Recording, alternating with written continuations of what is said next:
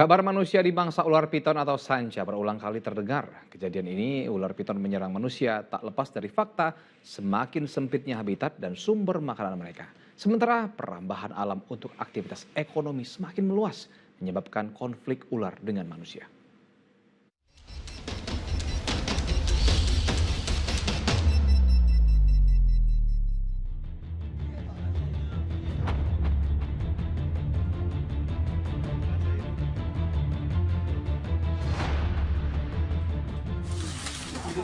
Ular piton terkenal dengan lilitannya yang mematikan.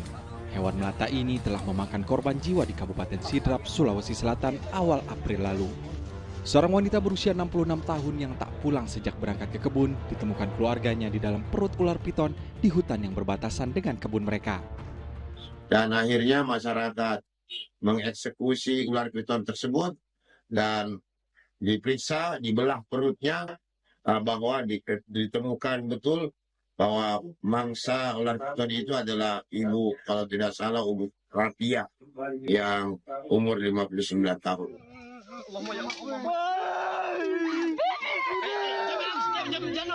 Masih di bulan yang sama, ular piton juga memangsa wanita lanjut usia di Kabupaten Buton, Sulawesi Tenggara.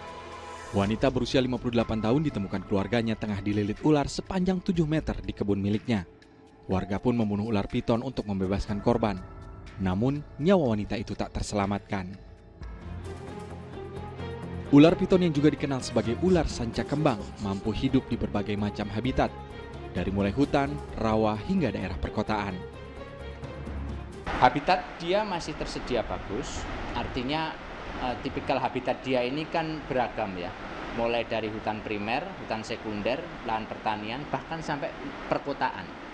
Di Jakarta saja yang notabene sudah kota metropolitan, itu justru ular yang paling banyak ditemui itu dua jenis, kobra dan ular piton ini. Artinya mereka mampu bertahan pada tipe habitat-habitat yang memang sudah perkotaan. Adaptasi mereka sangat bagus terhadap lingkungan. Ular yang memiliki nama latin Malayopiton reticulatus mampu mencapai ukuran tubuh sangat besar, bahkan lebih panjang dari anaconda bila sumber pakannya mencukupi. Mangsa utama ular sanca kembang atau sanca batik adalah makhluk berdarah panas seperti mamalia, termasuk manusia.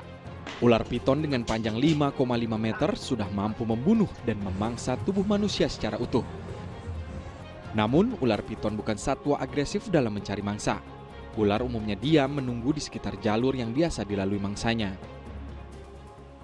Jadi kalau kenapa itu bisa memangsa manusia? Kita kan lihat piton ini kan rahang bawahnya ini tulangnya tidak disambungkan sehingga dia bisa melar ya. Jadi ukuran kepalanya itu mungkin tangan kita, tapi sebenarnya kemampuan dia melar bagian bawahnya itu jauh lipat-lipat itu.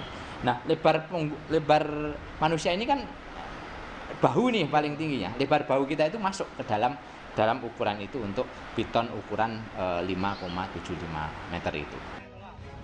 Konflik ular dengan manusia terjadi karena sumber pakan utama mereka seperti babi hutan, babi rusa, dan anoa semakin sedikit, baik akibat perambahan hutan oleh manusia maupun bertambahnya permukiman warga yang memasuki habitat mereka. Tim Liputan melaporkan.